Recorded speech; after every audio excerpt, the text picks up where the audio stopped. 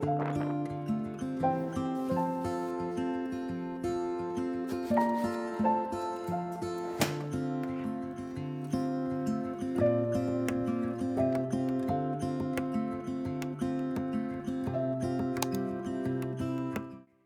and welcome back. It was such a bright, beautiful morning. The kind where the sky feels extra clear and everything just feels a little lighter. I started my day with some quiet plant care. Over the past few days, I had noticed my peace lily wasn't looking its best. Quite a few of leaves had started turning yellow, so I thought I will give it a gentle prune. And while I was doing that, I noticed something that instantly made my day. A tiny white flower blooming. This plant hadn't flowered in last 2 years, so seeing that little bloom felt really special. Like a small gentle reminder on how rewarding it is to take care of these little things. Waiting for a moment to step in, and I'll never understand. Next, I moved to the kitchen. Since it was the weekend, the morning felt a lot more relaxed. No rush, no hurry, just those extra few hours to ease into the day. We had some big plans for today. Over the last few days, we have been visiting a few garden centers, gathering ideas and inspiration for our garden. And today was finally the day we decided to start working on it. The plan was to have a good breakfast, head out to the garden center once it opens, take proper measurements of the space, and pick up the materials we need, and then spend the afternoon setting everything up. So I wanted to make something simple but filling to start the day, and I went with one of my go-to breakfasts, poha. Soft light falls on quiet sand. You almost leaned in. Shadows move, skin to skin. While the poha was cooking, I put tea on the side, and I was also thinking about what all changes I wanted in the garden. If you have seen my garden before, you would know we had these wooden flower beds. But over time, especially through the winter months, there were quite a few gaps and weeds had started taking over. I also had a lot of individual pots scattered all around and it just felt a bit unstructured. So the idea this time was to simplify everything, bring it all together and create one dedicated space for the flowers. We decided to remove the old flower beds completely and start fresh with a L-shaped layout. For now, we moved most of the plants, including the maple tree and few others from the backyard into the side garden just to clear the space and plan things out better. Summer is always surprising me. These are some of the clips from our visit to the garden center. We had actually gone there last weekend just to get a rough idea of what we wanted for the space. And of course, I ended up picking up a few flowering plants. Along with that, we also picked up some grass seeds and a few basics lawn care bits that we knew we would need. I've said so many times when someone. While the tea was still brewing, I thought I would get a small head start on the rest of the day, just by prepping a few things in advance. Since we are heading out later, I wasn't quite sure how the day would unfold. Whether we would be back in time for lunch, or if things might get a bit delayed, we might have lunch outside and have dinner at home. So I decided to start with making some dal. Today I was making Gahat dal, also known as horse gram. It's something I like to make every now and then because it's really nourishing. It's known to be great for digestion and also very rich in protein, so it's one of those simple wholesome meals that feels really comforting, especially after a busy day. The only thing with this dal is that no matter which brand you buy, you do have to take a little extra time to sort through it, as there can be sometimes tiny stones or bits of husk mixed in. So I always like to go through it carefully before cooking. And to balance the texture, I mixed it with some masoor dal, roughly in a 3:1 ratio. This is something I learned from my mother in law, and it really helps soften the texture and makes the dal more balanced.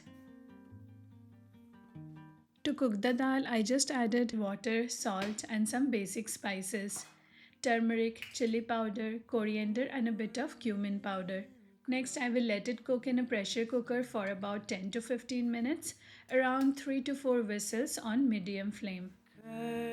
Curtains sway gently by the window. Alongside the dal, I also wanted to prepare some raita, so I soaked some black mustard seeds for cucumber raita. And I had some fresh methi leaves. The leaves were already plucked, so I thought I would make a quick aloo methi sabji later to go along with the meal. And this is when a little bit of meal prep and planning really comes in handy on a busy day like this. I usually pluck and prep the methi leaves the same day I bring them home, as it saves so much time later when you just want to cook something quick and simple like aloo methi without any extra effort. And if you're enjoying homemaking content like this, please comment, like, and subscribe to the channel. It will mean a lot.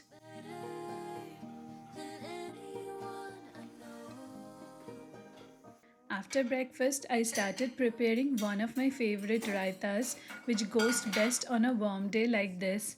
It's a simple cucumber mustard raita. It's actually a traditional Pahari recipe and it's incredibly refreshing. If you enjoy the slightly sharp, earthy flavor of mustard, this is definitely something you will love. It's also one of those dishes that taste even better after a few hours in the fridge.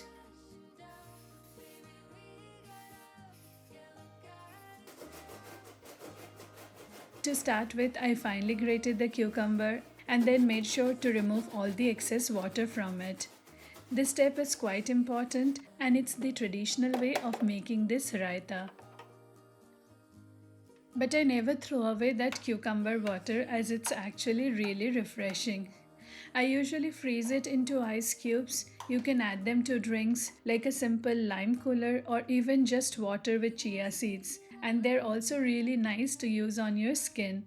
They feel very cooling and soothing, especially on warmer days, as cucumber does have mild soothing and hydrating properties.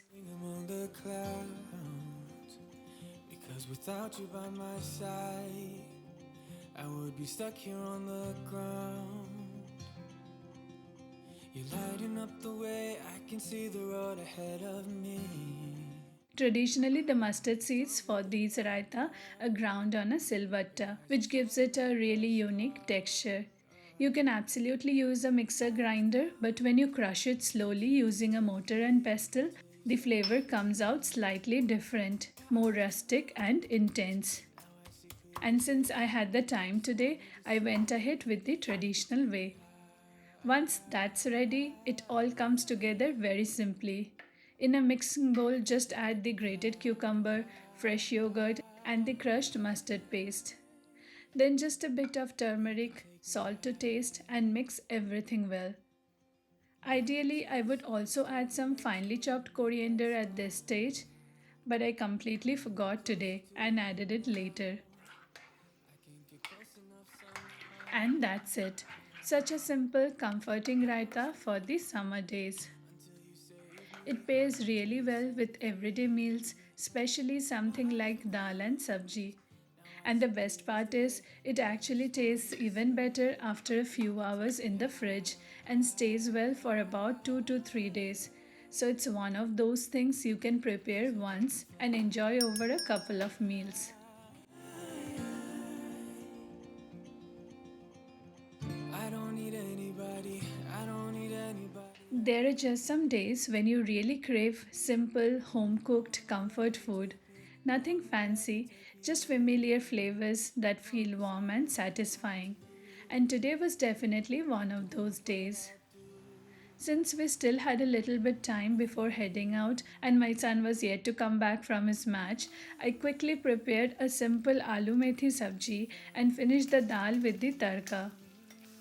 Kept the tempering very simple, just some ghee, jeera, garlic and a pinch of hing, and topped it with some freshly chopped coriander. And just like that, our simple, wholesome meal was ready.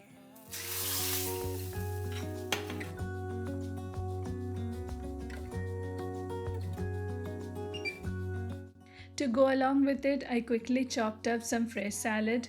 I've been using this vegetable chopper lately, and it's honestly so handy, especially when you want everything evenly chopped without spending too much time on it. It comes with different attachments so you can dice or slice in different sizes. It's especially useful when you are making things in a bit of hurry. I picked this one up from Lidl, a local store, but there are plenty of options available on Amazon too. And it's been quite helpful for everyday grating and for making salads. Once everything was ready, I packed the food into microwave safe containers and the salad and raita went straight into the fridge to stay nice and fresh.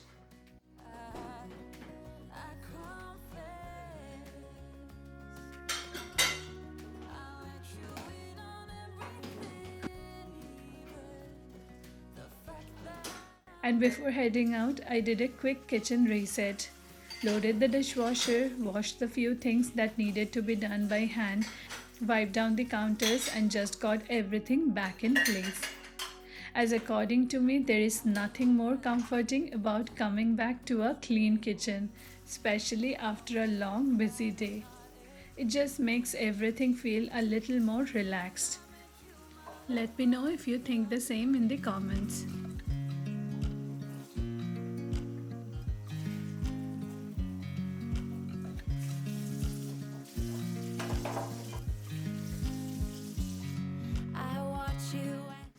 Next, we headed to the garden center. We spent some time going through different options for the flower bed edging, looking at slabs, stones, and different styles. And I instantly liked these ones with slightly curved edges. They just felt a bit softer and more neutral for the space. Once we got back home, we went straight into the garden and got started. My husband began digging up the area where we had planted the new flower bed, and that's when the real work began. There was a lot of teamwork involved, along with a few differences in ideas here and there. Nothing major, just those little moments where you both have a slightly different versions. But somehow it all came together in the end. We removed the top layer of the soil completely since it had quite a lot of stones mixed in. After clearing it out, we laid down a weed control sheet to keep things manageable in the long run and then started placing the plants around, just to get a feel of how everything would look together. Once we were happy with the layout, we made small openings in the sheet and planted each one carefully, and then topped everything up with fresh soil mixed with compost. To finish things off, he worked on the lawn, adding fresh grass seeds and a layer of compost. And I added a few final touches, placing some solar lights and a couple of decorative pieces around the garden. And slowly it all started coming together. It's such a satisfying feeling, especially when it's something you have been waiting to do for a while.